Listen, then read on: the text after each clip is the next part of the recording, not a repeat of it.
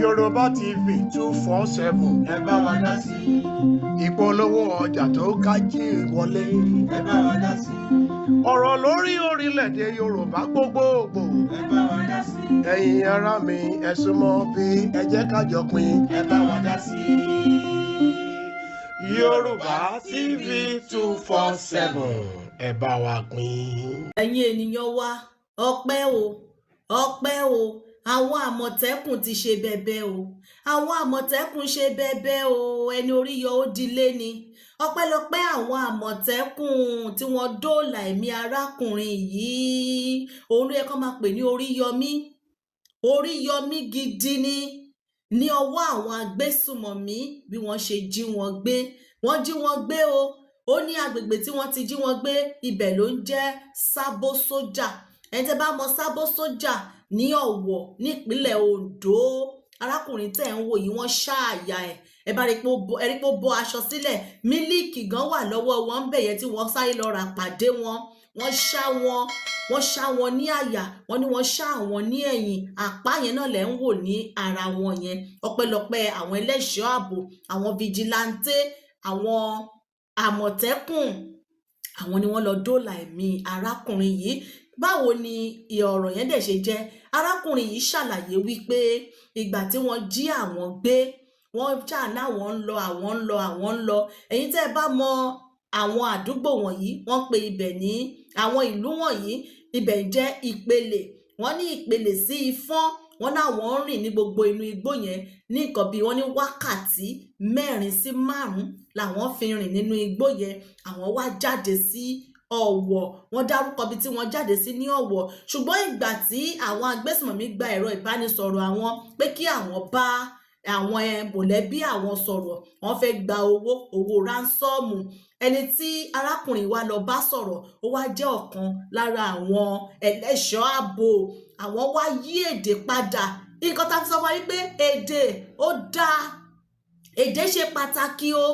ká sọ wípé èdè tí wọ́n sọ ìjìnlẹ̀ èdè Ọ̀wọ̀ tí arákùnrin yìí sọ òun ló kó wọn yọ báyìí àwọn wá sọ ìjìnlẹ̀ èdè Ọ̀wọ̀ yẹn tẹ́ pẹ́ ní kankan ò lè gbọ́ òun ni wọ́n náwọn bá àwọn ẹlẹ́ṣọ́ ààbò yẹn sọ wípé ibi báyìí ni a wà o odò báyìí ni o tẹ́ ẹ bá ti débi tí odò yẹn tó ti gbẹ tó sómi mọ́ ibẹ̀ gẹ̀rẹ́gẹ̀rẹ́ ibẹ̀ gangan ni àwọn agbésùnmọ̀mí kó àwọn sí àwọn ti bá àwọn ẹlẹ́ṣọ́ ààbò yẹn sọ bẹ́ẹ̀ arákùnrin náà dẹ̀ ní àyà torí pé wọ́n ní ọkàn àwọn balẹ̀ wípé torí àwọn sọ fún wọn pé wọ́n fi full by force ni kí wọ́n fi wọlé wá ṣùgbọ́n kí wọ́n tó máa dé wọ́n ti so wọn lọ́wọ́ wọ́n so àwọn lẹ́sẹ̀ wọ́n ti ṣá wọn ẹ wo Oríyọmí làbá máa pe arákùnrin yìí bákan náà ni àwọn ọlọ́pàá wà níbí tí wọ́n fi ìpá jálẹ̀kùn inú Nàìjíríà yìí náà ló ti ń ṣẹlẹ̀ arákùnrin tẹ́ ń wò yìí náà àwọn náà sọ wípé self defence bí a ṣe lè dáàbò bora wa lọ́wọ́ àwọn agbésùmọ̀mí tí gbogbo ará ìlú tó lè dáàbò bo ara ẹ̀ àwọn nǹkan tó jẹ́ bí ẹlẹ́ṣọ́ ààbò àwọn ohun ìjà tí èèyàn lè fi dáàbò bo ara ẹ̀ arákùnrin tẹ́ ń wò yìí ológun Nàìjíríà ni army ni ó ṣàlàyé àwọn nǹkan tí ará ìlú lẹ́tọ̀ọ́ sí láti lò láti fi dìfẹ́ǹdì ara wọn ṣùgbọ́n ẹ jẹ́ ká kọ́kọ́ gbọ́ ọ̀rọ̀ lẹ́nu arákùnrin tí orí kó yọ lọ́wọ́ àwọn ajínigbé ọpẹ́lọpẹ́ àwọn àmọ̀tẹ́kùn ṣe bẹbẹ Ọlọ́run ọlọ́jọ́ òní kó bá wa máa dáàbò bo gbogbo àwọn ènìyàn wa a ò ní rìn lọ́jọ́ tí ebi ń pọ̀ náà ẹ bá wa gbóhùn sókè àbáyín dúpẹ́ o wọn bá ti pa arákùnrin yìí ẹ bá wa gbóhùn sókè. ẹ bọ́dà mo ti dáàbò ọ̀rọ̀ lé age of like 2 to 3 minutes there àwọn tí a jáde láti náà gbó ẹ̀rù tí kò fi dín tí gẹ̀ẹ́tì bẹ́ẹ̀ ìfàgbé wọn lọ́ní ọ̀tí a jáde láti náà gbó àwọn tí a gbé kan wọ́n pè málẹ̀ tó bí mi bá wọn drag jẹ́jú bá wọn drag so ní bọ́dà mi yà máa fi kidnapping mú àrándì mo ti àpàrọ̀ sókè fọ́ fi kidnapping so bí bọ́dà mi yà escape kùnà lé so ìgbà wọn ṣáà ti gbé mi ọ̀ṣà tó gbé mi wọ̀ so bóyá wọn gbé mi wọ̀ so from there kàchá rìn mo máa fi achá rìn for like 3 to 4 hours ìrìn náà ayá jáde sí ọ̀nà ìkọjá Ìpele sọ̀nà Ìfàyàn wọn ìyàwó kọ́gbọ̀n ẹ̀ sí so ká tó yàn wọ́n mú mi sálẹ̀ sí ọ̀hún ọṣẹ́ àdọ́wọ́ mi ọdẹ́sẹ̀ mi. So the next thing so kì mú ká sùn májú bíbẹ̀. So kó da ti ọjọ́ Tuesday alẹ́ Tuesday àwọn àdìkòrò kó ibi bẹ̀ ibi ọgbẹ́ mi sí. Àdìbẹ̀ sí mọ́sẹ̀rin wá látọ̀ ná ifá yẹn àdì mẹ́sẹ̀rin títí wá sí ibi tíkì ibi ọ̀nà ọ̀sẹ́bẹ̀ yìí. So ọ̀nà bà. So ọ̀ṣà gbé mi wọ̀nà lé sí ibi bẹ̀. Oru àgọ́ bí bíríjì yẹn wọlé títí. So ká tó bí bíríjì yẹn àpàdé máa kàn. Ẹ̀yin ènìyàn wa ṣẹ́yìn náà ti bá wa gbọ́ àlàyé lẹ́nu bùrọ̀dá wa yìí ẹni Oríyọmí ni wọ́n. Fún àǹfààní àwọn ènìyàn wa àwọn tó bá jẹ́ ọmọ bíbí ìpínlẹ̀ Ondo tàbí Ọ̀wọ̀, Ìfọ̀n, Ìpele, gbogbo àwọn agbègbè wọ̀nyẹn tó bá jẹ́ Ọ̀sẹ́ ló máa gbọ́ èdè tí wọ́n sọ wọ̀nyẹn. Ẹ rí i pé èdè ìyẹn ni èdè ìpínlẹ̀ Ondo òun ni wọ́n fi ṣe àlàyé.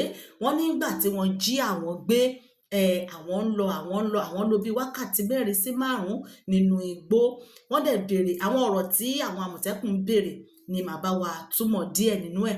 Wọ́n ní ìgbà tí wọ́n wá ń lọ wọ́n wá béèrè lọ́wọ́ wọn wípé ṣé wọ́n dá àwọn ajínigbé yẹn mọ̀. Wọ́n ní àwọn dá wọn mọ̀ nítorí pé tó bá fẹ́ wá béèrè ọ̀rọ̀ lọ́wọ́ àwọn, wọ́n ní wọ́n máa fi nǹkan bojú tó bá kọjú sí àwọn, ṣùgbọ́n tí wọ́n bá yí ẹ̀yìn padà tí wọn ò sí níwájú àwọn mọ́ ó máa ṣí ojú ńlẹ̀. Wọ́n ní ṣùgbọ́n ó dá àwọn lójú pé níbikíbi táwọn bá ti rí wọn àwọn dá wọn mọ̀.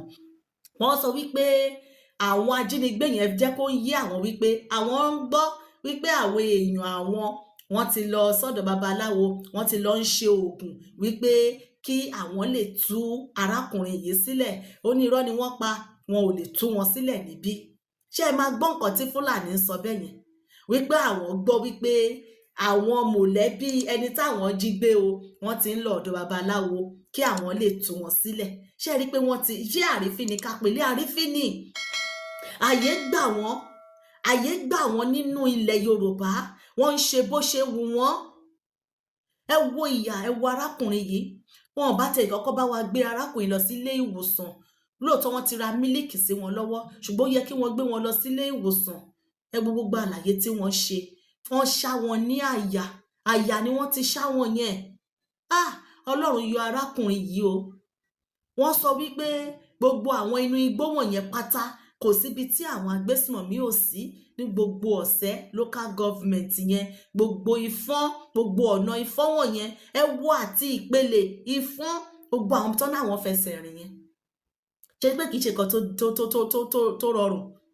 Àwa ọmọ Yorùbá ẹ jẹ́ ká dí lójú oorun wa, ẹ jẹ́ ká dìde ká gbára wa. A dẹ̀ ń gbogbo àwọn nǹkan wọ̀nyí wá fún wa. Gbogbo ọmọ Yorùbá ẹ̀yin tẹ́ ẹ má ṣe nàláì ó léléyẹn tó ṣẹlẹ̀ sí léléyìí o. A ò ní rìn lọ́jọ́ tí ebi ń pọ̀ náà o. Ọpẹ́lọpẹ́ àwọn ẹlẹ́ṣọ́ ààbò wọ̀nyí òun la sọ wípé gbogbo àwọn nǹkan wọ̀nyí la nílò ní ilẹ̀ Yorùbá. Báwo nínú ìlú àkọ́ṣe wà kò ní sí ẹlẹ́ṣọ́ ààbò, kò ní sí nǹkan kan. Tí kì bá ṣe ọpẹ́lọpẹ́ àwọn Àmọ̀tẹ́kùn àtàwọn fìjìláńtẹ́ yìí, wọn ò bá pa arákùnrin yìí. Àti ọgbọ́n tí arákùnrin náà wọ́n dá òun ló kó wọn yọ lọ́wọ́ àwọn agbésùmọ̀mí yìí. Elédùmarè kó má ṣàánú fún wa báyìí o. Ṣé ẹ rí nǹkan tá à ń sọ wípé ọ̀nà àbáyọ fún èmi àti yín òun ni pé ká dá dúró. Ìlú yẹn ti tán. Àyè kò gbà wọ́n kàn ń ṣe nǹkan tó wù wọ́n. Ọ̀nà àbáyọ òun ni pé ká dá dúró. Ẹ jẹ́ ká tẹ́tílẹ̀ kí n máa gbọ́ nǹkan tí arákùnrin yìí sọ nípa àwọn nǹkan tí a lè máa lò gẹ́gẹ́ bí ẹni tó jẹ́ iṣẹ́ ológun ló ń ṣe, wípé èyí tó wà lábẹ́ òfin tí ará ìlú tí wọ́n lè fi máa defend ara wọn. Wọ́n ní wọ́n fẹ́ wá sọ fún gbogbo ará ìlú, wọ́n ní wọ́n lè lo ìbọn tó jẹ́ wọ́n náà lè lo ìbọn, wọ́n lè lo ṣùgbọ́n wọn ò lè lo AK-47 ṣùgbọ́n àwọn Fúlàní ń lo AK-47 o. Ẹ jẹ́ ká tẹ̀ gbọ́ nǹkan tí wọ́n sọ. Self defence for survivor. Ẹ bá wa gbóhùn sókè. I got a DM from a guy and he asked me that which kind of firearm can he buy and keep. As a civilian that wants to protect his house, he wants to protect his family, wants to protect his property, and he needs a firearm to keep in his house. He asked me if he can own an AK-47. Now, the truth is, guys, you can't own an AK-47. Now, you see, AK-47 falls under the category of prohibited weapons. Now, prohibited weapons under the Firearms Act are those weapons that are only allowed to be handled by the security forces. So unless you are a soldier or you're a policeman or you belong to maybe civil defense or any of those organizations, you can't have an AK-47. And even if you belong to those organizations, you can't have a personal AK-47, only the one that is being given to you by the federal government. So now the question is, as a civilian, what kind of firearm can you keep, okay, for your home self-defense? Now, my advice for you is you go for the 50 gauge shotgun, pump action, whatever you want to call it. So why is it categorized under personal firearms? Because any civilian in Nigeria can have it. As far as you're 18 years of age without any criminal record, you're a responsible man and you just need something to protect yourself, you can go for the shotgun or the 50 gauge or the pump action. It is allowed. But then you need a license from the Nigerian Police Force. Now, when it comes to home self-defense, you don't need the AK. Personally, when you give me the shotgun and the AK and you tell me to choose one, I will go for the shotgun, especially because you're a civilian. If you use the AK in self-defense and you gun somebody down, how are you going to explain it to the police? Good luck explaining that to the police, you know. But then when you use the shotgun and then your license is there, it's simple.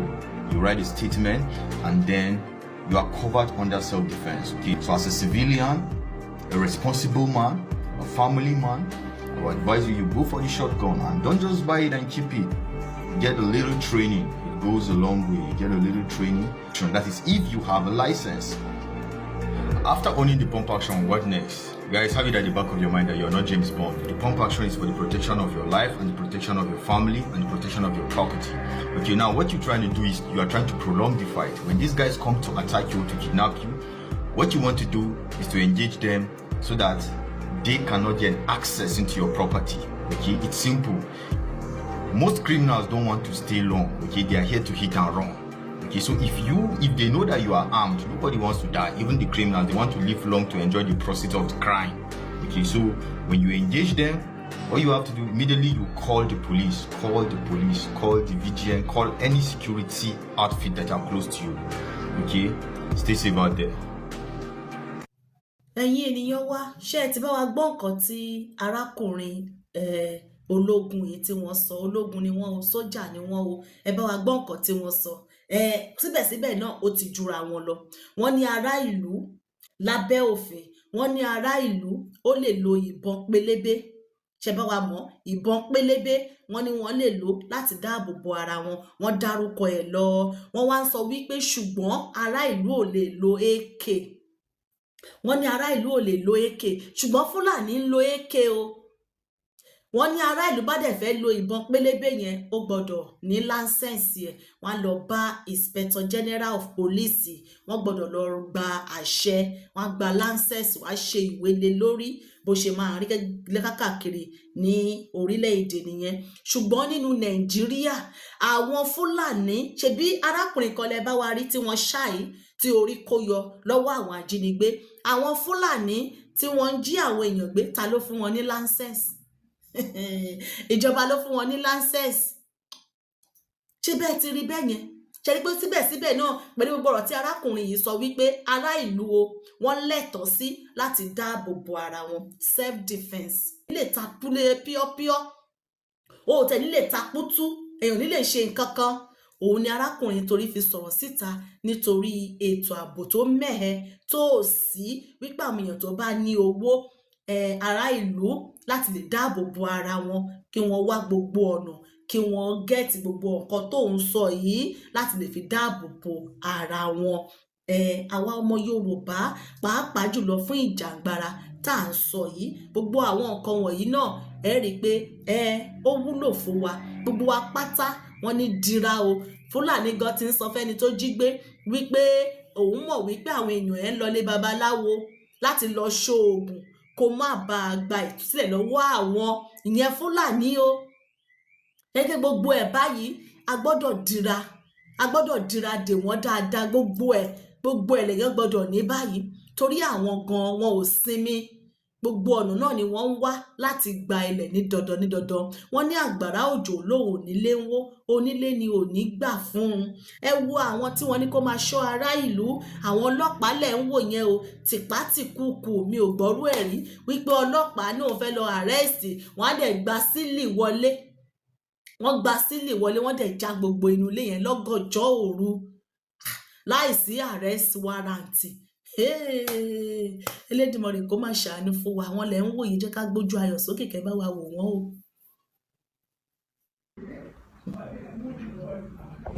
Léyìí ga o.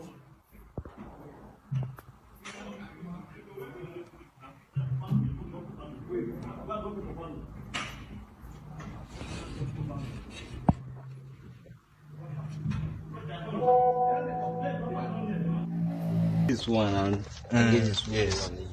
A bullet. They just they focus on you. The first one will target me. This one. Now when it is I go turn like this. Then this one are for the dog. This one is for the dog. Then this one are for my leg.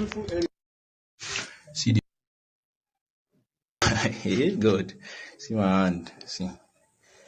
My dog was shot also. Here is site.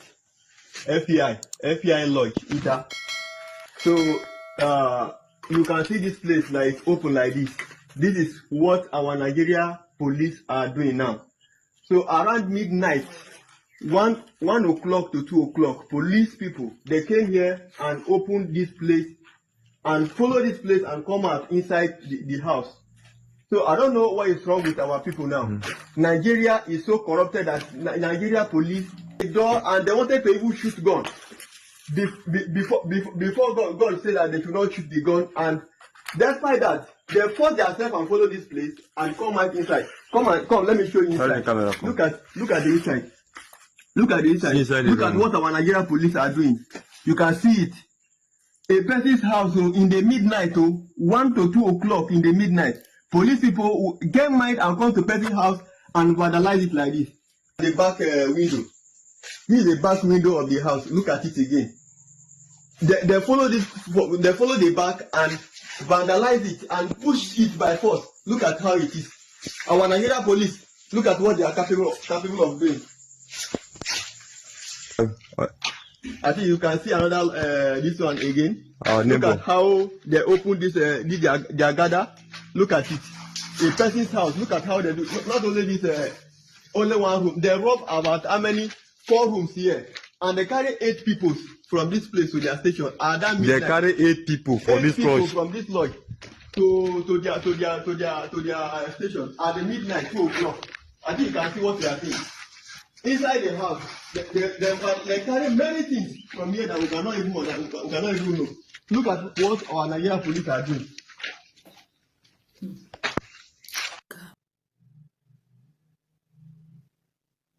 Ẹ̀yin ènìyàn wa, ṣẹ́yìn náà ti bá wa rí wọn bẹ́ẹ̀ yẹn, ṣe bẹ́ẹ̀ ti rí ìlú tán ní kájọ jòkó sí leléyìí o.